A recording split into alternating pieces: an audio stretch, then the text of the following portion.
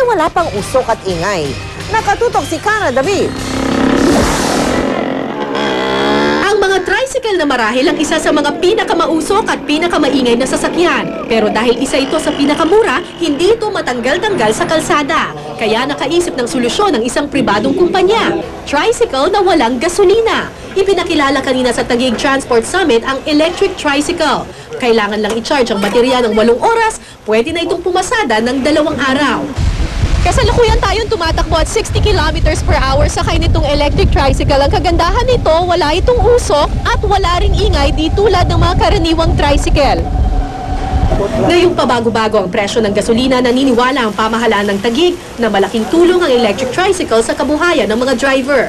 Kung dati gumagastos sila ng 200 pesos kada araw sa gasolina, sa electric tricycle, 38 pesos lang kada araw ang katumbas ng pag-charge.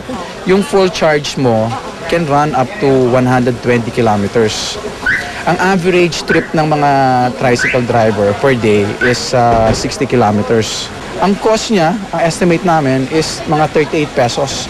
So, ang cost mo per day is only about 20 pesos. 110,000 pesos ang isang unit ng electric tricycle. Balak ng Taguig na magkaroon ng financing package para sa mga driver na interesadong palitan ang mga degasolinang tricycle. LPG parang stopgap solution lang yun eh. I mean, it's still a fossil fuel na ginagamit mo. You're still depleting the planet's resources. Meron ka pa ring fumes. Dito, wala na talaga. Ilan pa sa traffic innovation sa Taguig ay ang 2D barcoding system kung saan imbis na barya-barya, swipe card na ang gagamitin pambayad sa mga bus. Patapos na rin ngayong taon ang mga bagong kalsada rito tulad ng NAIA Expressway at C6 na magpapaluwag ng trapiko sa EDSA. Cara David, Nakatutok, 24 Oras.